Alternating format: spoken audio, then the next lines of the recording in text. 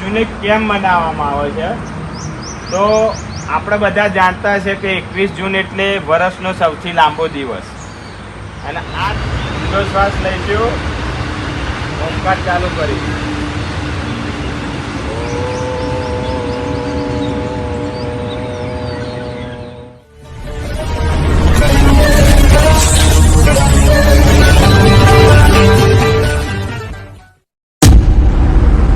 21 જૂને કેમ મનાવવામાં આવે છે?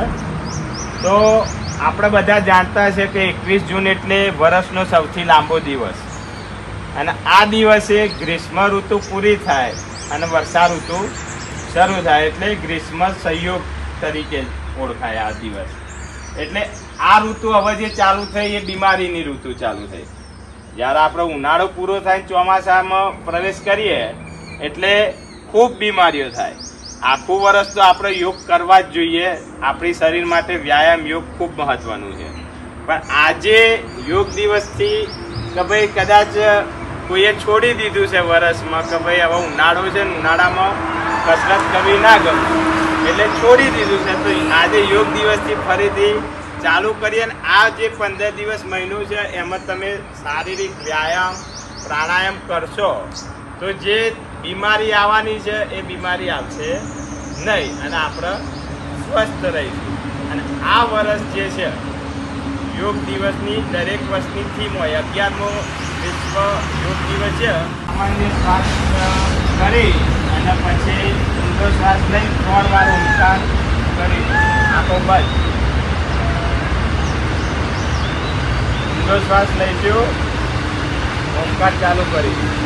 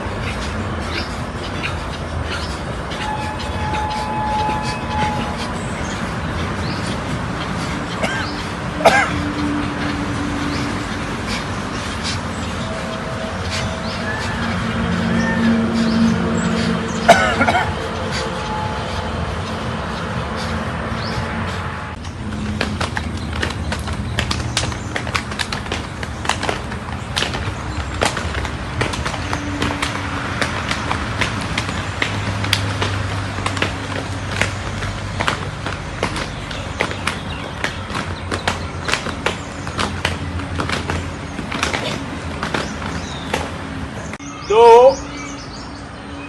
तीन चार पाँच छः सात आठ 9 11 ફરીથી એ લેખી દિવસે બધું કરવા જશે તો તકલીફ થશે, બરાબર? એટલે તમને એમ લાગે કે આ મારાથી નહીં થતું, તે આપણે કોઈ બળજબરી નહીં, પ્રયત્ન કરવાનો ઉપર નીચે.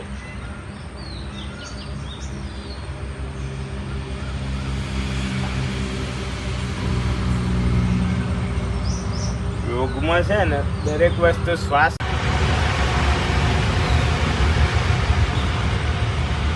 હવે એને પોઝિશનમાં આમાં હવે એકવાર આગળ, એકવાર પાછળ, એકવાર સાઈડમાં અને અપ, જેટલું જવાય એટલું. ચલો 1 2 3 અપ, 1 2 3 અપ, 1 2 3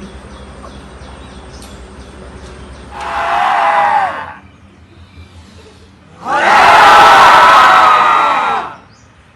આપણને શું આવે એટલે